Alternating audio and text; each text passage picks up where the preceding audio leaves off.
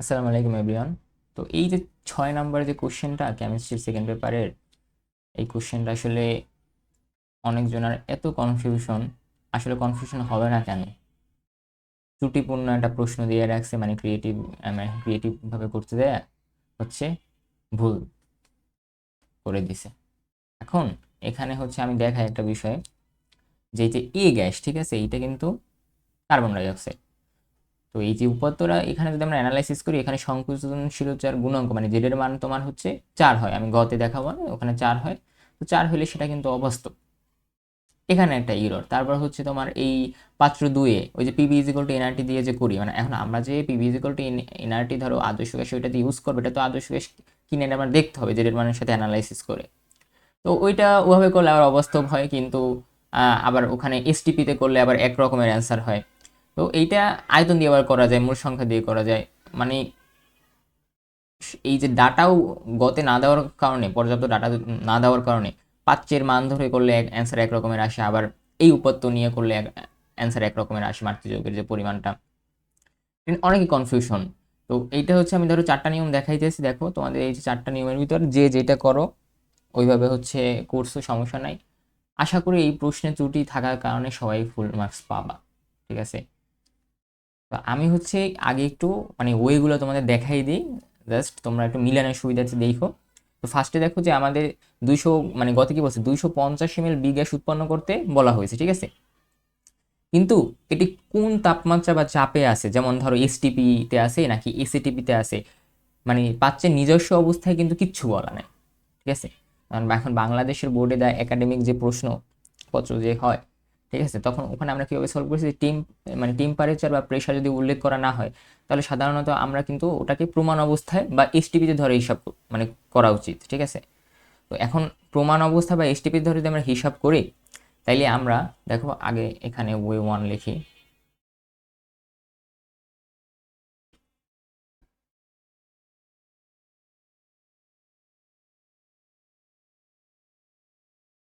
আচ্ছা, এটা হচ্ছে 1 নম্বর ওয়ে। তো 1 নম্বর ওয়েতে আমরা ফার্স্ট হচ্ছে ওই যে কি করবো, এসটিপির ওই বিষয় নিয়ে কাজ করব। তো বি গ্যাসের দেখো, এখন আমরা এখানে এ গ্যাসটি চুনাপাথরের বিয়োজনে এবং বি গ্যাসটি কি এফিএস এর জারণে পাওয়া যায়। তো বি গ্যাসটি যেহেতু আমাদের নিয়ে কাজ করতে হবে গতে, তো আমরা বি গ্যাসটি কিসে পাওয়া যায়, এফিএস জারণে পাওয়া যায়। তো একবারে আমি লিখে দিই যে তোমার বিক্রিয়াটা যেটা হবে 4 সমতা করার পর 4 FeS plus 7 O2 2 Fe2O3 plus 4SO2, ঠিক আছে। এখন এখানে বি যৌগ, ঠিক আছে, বি যৌগ কি SO2 না, এবং মাতৃযৌগ কি তাইলে এফইএস, আর মাতৃযৌগ তাইলে কি এফইএস। তো এখন আমরা হচ্ছে এখানে বি যৌগ, বি যৌগ হচ্ছে কি SO2, মাতৃযৌগ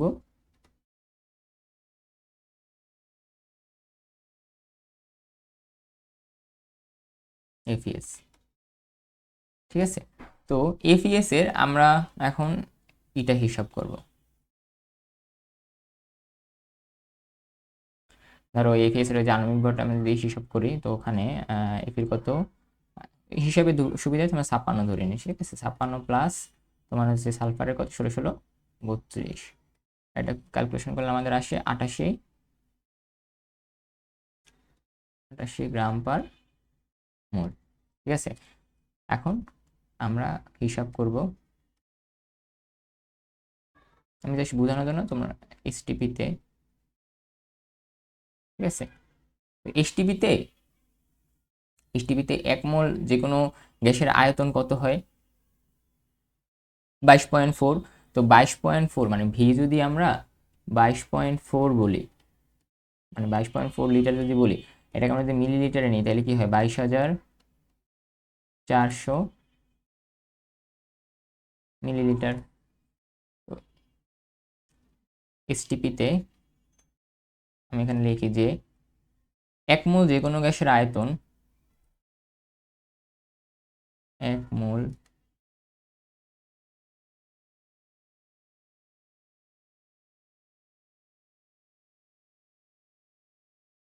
যে কোনো গ্যাসের আয়তন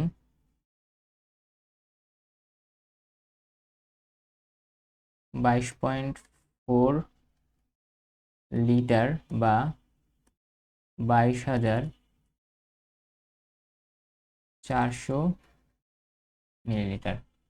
ঠিক আছে, তাইলে আমরা এই যে এটা যদি বিক্রিয়াটা যদি অ্যানালাইসিস করি, এই যে বিক্রিয়াটা এখানে কি 4 মোল এফইএস থেকে কত উৎপন্ন হয়েছে, 4 মোল এসও2 উৎপন্ন হয়েছে। তাইলে 4 মোল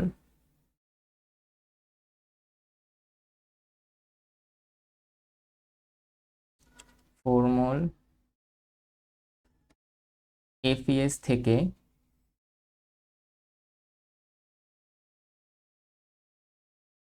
4 মোল এসও2 উৎপন্ন হয়েছে।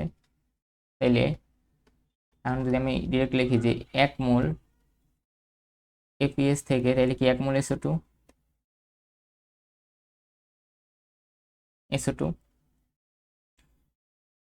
তাইলে সুতরাং 22,400 ml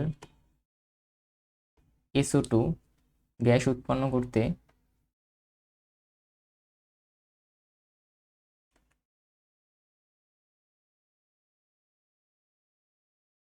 উৎপন্ন করতে মাতৃ যৌগ কি, মাতৃ যৌগ কোনটা ছিল, এপি ছিল না, এপি।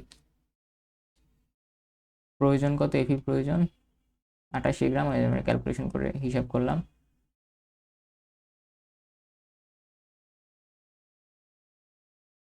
আটাশি গ্রাম, সুতরাং 1 মোল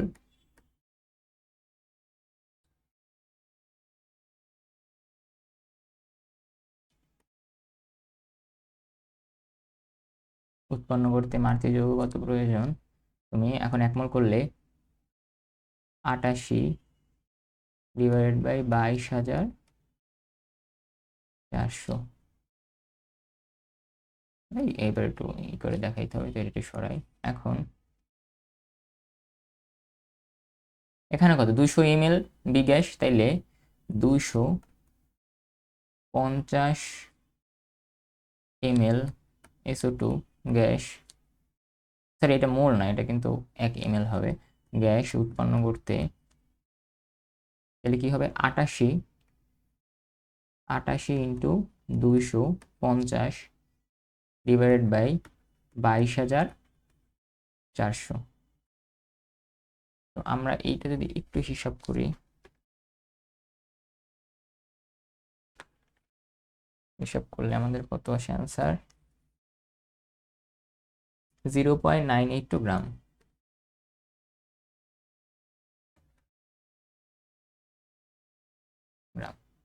ঠিক আছে, এই একটা অ্যান্সার গেল। এখন দেখো আমরা হচ্ছে নেক্সটে যাই, নেক্সট হচ্ছে ওয়ে নাম্বার 2।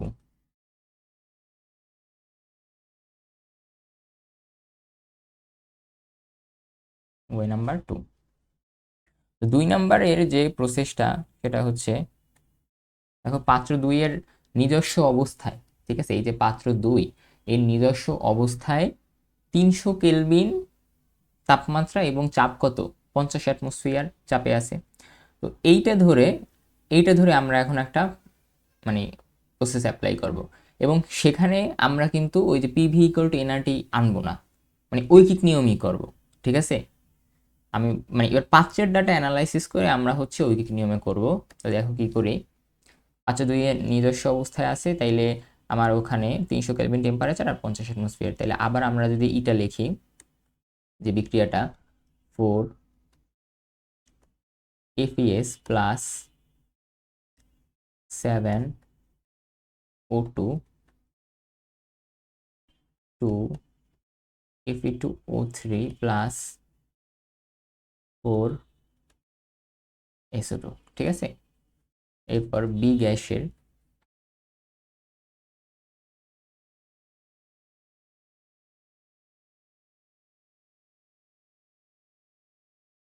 বি গ্যাসের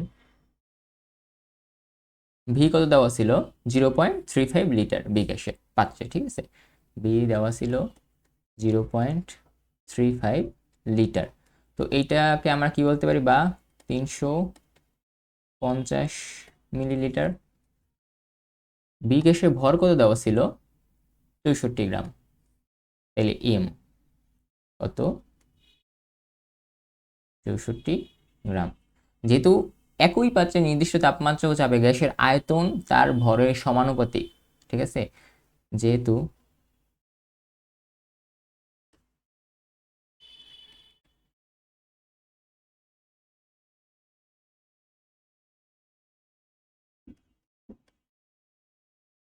একই তাপমাত্রা ও চাপে, এভাবে না লিখে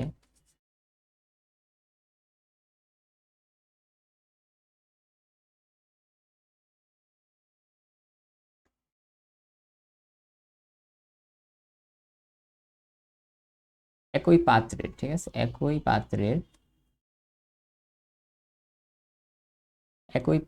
নির্দিষ্ট তাপমাত্রা ও চাপে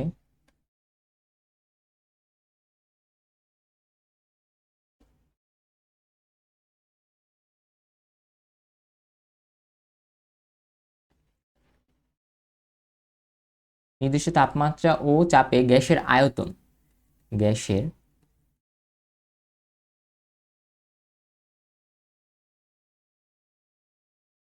গ্যাসের আয়তন তার ভরের সমানুপাতিক, তার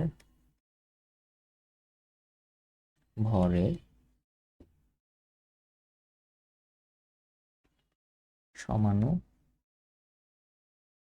সমানুপাতিক, ঠিক আছে।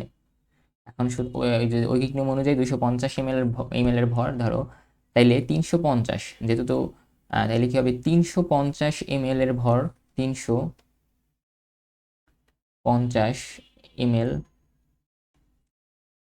350 ml বি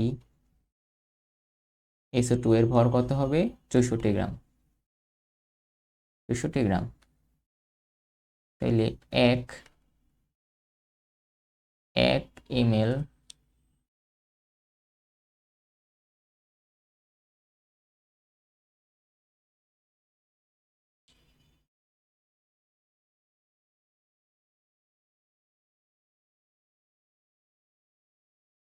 64 ডিভাইডেড বাই কত 350, সুতরাং 250 ml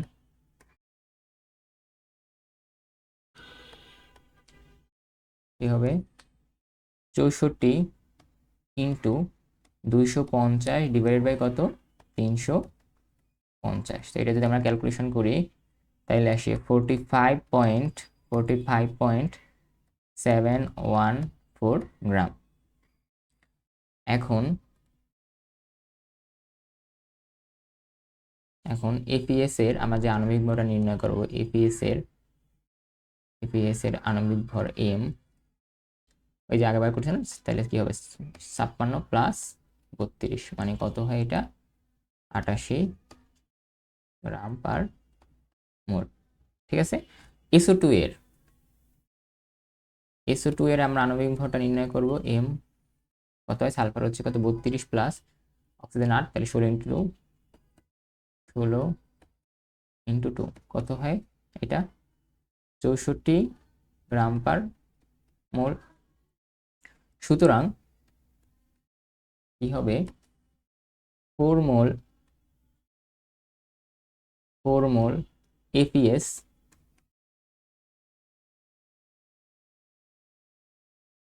জারিত হয়ে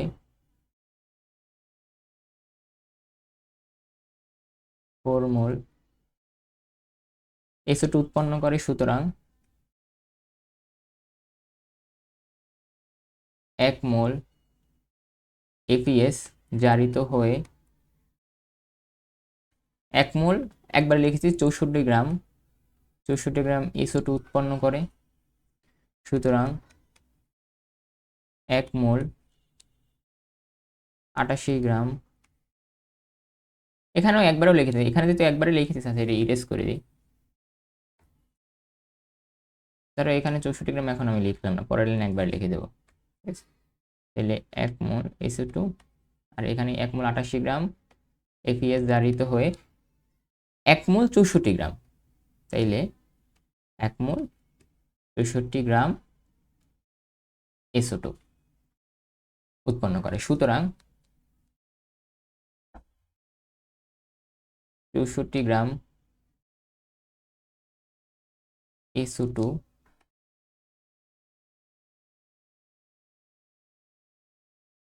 উৎপন্ন করতে মাতৃ যৌগ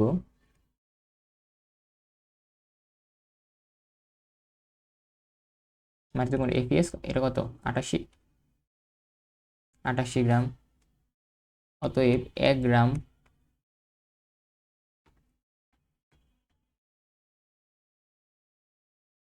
মাতৃ যৌগে কত লাগে 88 ডিভাইডেড বাই 64, তাহলে ফাইনালি এই যেটা বের করছি, অতএব 45.714 উৎপন্ন করতে মাতৃ যৌগ লাগে, তাহলে ওটার সাথে হয়ে যাবে 88 ইন্টু 45.714 ডিভাইডেড বাই কত হচ্ছে 64। এইটা যদি আমরা ক্যালকুলেশন করি তাইলে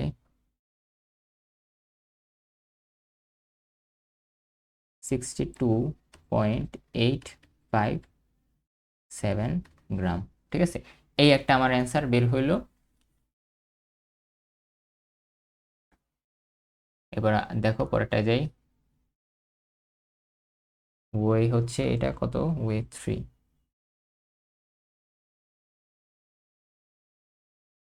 এখন এখানে আমরা যে ওই ওয়ে ওয়ে নাম্বার 2টা যেটা করছি, এটা কিন্তু আমরা হচ্ছে মানে পাত্র পাত্র কিন্তু আমরা অ্যানালাইসিস করে করছি। ঠিক আছে, তো পাত্র অ্যানালাইসিস করে আমরা এটা করলাম। তো এখন আদর্শ গ্যাসের যে বিষয়টা, আদর্শ গ্যাসে কিন্তু আমরা কি জানি, পিভি ইজিক্যাল টু এনআরটি। তো ওই পিভি ইজিক্যাল টু এনআরটি দিয়েও আমরা হচ্ছে করা যায়। এখন ওরা করা যায় না, কিন্তু তারপরও করা আবার যায়। কিন্তু কেন যে বলতেছি ওয়ে 3, দেখো এখানে আমরা, আচ্ছা ওইটা পিভি ইকুয়াল টু এনআর ওটা লাস্টে একদম দেখাইতেছি। তো এখন আরেকটা এই যে ম্যাথটা আমরা উইকিক করলাম না, এটা তো এইভাবে করলাম। উইকিক নিয়মে আবার আয়তন হিসাব করেও করা যায়। ওটা আমার ওই কমেন্টে অনেকে রিপ্লাই দিয়েছিল যে এটা হবে হবে কি না, অবশ্যই হবে, হবে না কেন। তো দেখো আমি এটা তোমার 502 এর ডাটা থেকে মোলার আয়তন বের করে মূল সংখ্যা হিসাবটা করব। ঠিক আছে, এই 502 থেকে মোলার আয়তন বের করে মূল সংখ্যার হিসাব করব। তো আবার সেম আমি বিক্রিয়াটা আবার একটু লিখি যে 4 APS plus 7 O2 2 Fe2 O3 plus 4 SO2। তাইলে আমরা ডিরেক্ট বলতে পারি যে 1 মোল এপিএস থেকে 1 মোল এপিএস থেকে 1 মোল SO2 পাওয়া যায়।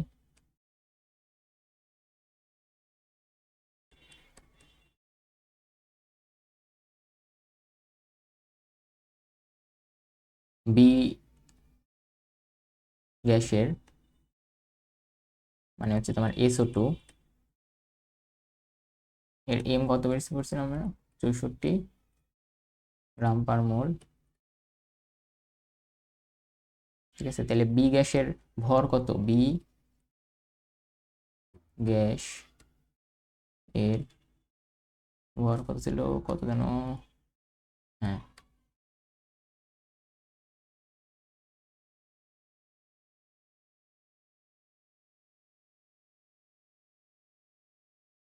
অর্থাৎ এভাবে বলতে পারি, অর্থাৎ পাত্রটিতে অর্থাৎ পাত্রটিতে 1 মোল গ্যাস আছে। পাত্র 2 এ ওই 1 মোল গ্যাসের আয়তন কত হবে, পাত্র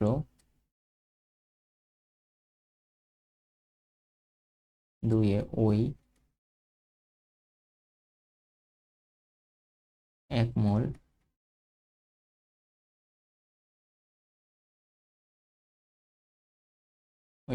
গ্যাসের আয়তন ভি ওই যে 0.35 লিটার দেওয়া ছিল না, 0.35 লিটার বা কত 350 ml, ঠিক আছে। এখন 5.2 গ্যাসটির মোলার আয়তন কি হবে, 1 মোলের আয়তন মানে কত 350 ml। তাহলে ওইটা যদি হয় মানে 5.2 গ্যাসটির মোলার আয়তন মানে কি 1 মোলের আয়তন ইকুয়াল টু কত 350 ml। তো তাইলে আমরা ফাইনালি কি বলতে পারি যে 350 ml আয়তনে থাকে কত 1 মোল গ্যাস, 350 ml আয়তনে থাকে, মানে আয়তন থেকে বর্গী করা যায়, আয়তনে থাকে 1 মোল গ্যাস, 1 মোল গ্যাস, সুতরাং 250 ml আয়তনে থাকে 250 ডিভাইডেড বাই কত 350, তো এর ইকুয়াল একবারে 5/7 মোল গ্যাস। তাইলে 5/7 মোল, এটা কি SO2 ছিল না, হ্যাঁ SO2 মোল SO2 উৎপন্ন করতে, উল্টো সাইড থেকে উৎপন্ন করতে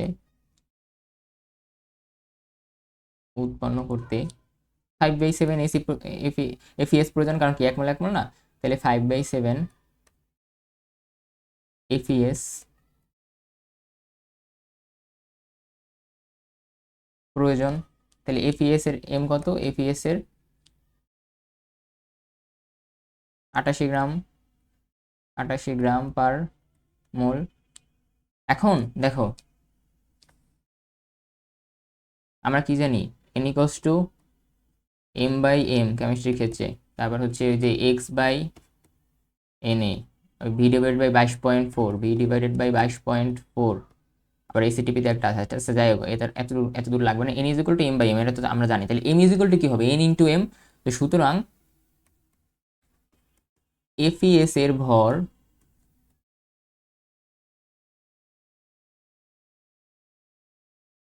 m ইকুয়ালস টু কি হবে n ইন্টু m। তো ইংলিশে দেখানোর দরকার নেই, যেহেতু ইংরেজিতে করতেছি, তুমি এভাবে লিখবা যে ভর এটা মোল ইন্টু আণবিক, ওইটা কি আণবিক ভর, আণবিক ভর। তাইলে মোল কত ছিল ওখানে 5/7, আর আণবিক ভর ছিল 28। এটা ক্যালকুলেশন করলে আসে 62.85, ঠিক আছে। তো এই আমাদের ভর একটা গেল। তো আমাদের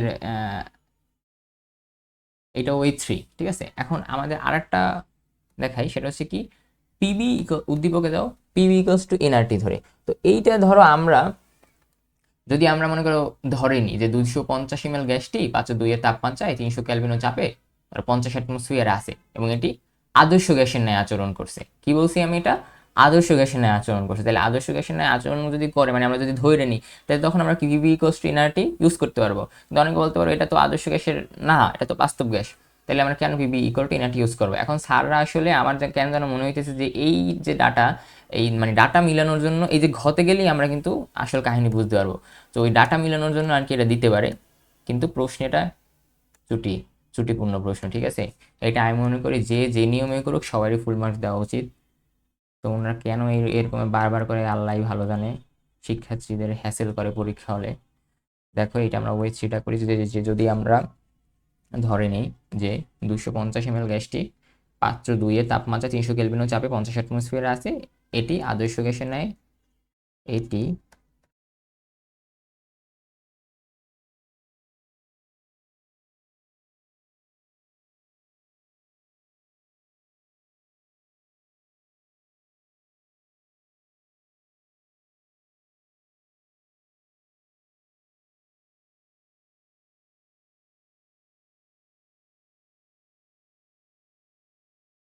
ধরেনি। এখন তাইলে সব মান দেওয়া আছে, মানে পি দেওয়া ছিল, কত মানগুলোটা দেখি। পি এর মান হচ্ছে 50 অ্যাটমসফিয়ার হচ্ছে, আচ্ছা 50 অ্যাটমসফিয়ার বি এর মান হচ্ছে 250 ml বা 0.25 লিটার, পি এর মান হচ্ছে 300 কেলভিন।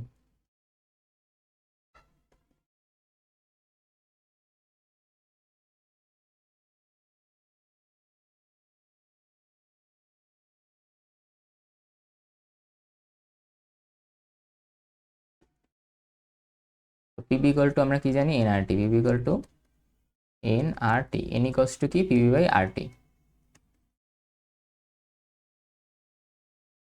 ক্যালকুলেশন করবার সব মানগুলো বসাইলে তাইলে আমাদের মূল আসে হচ্ছে 0.5075 মোল। তাইলে আমরা লিখবো হবে যে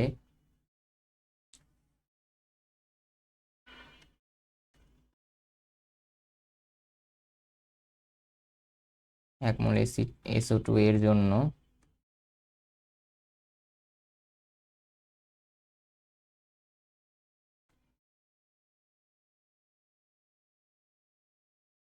1 মোল এপিএস লাগে।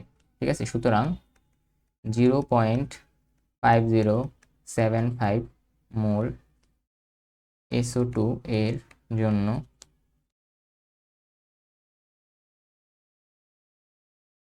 75 এফি লাগে। এখন সুতরাং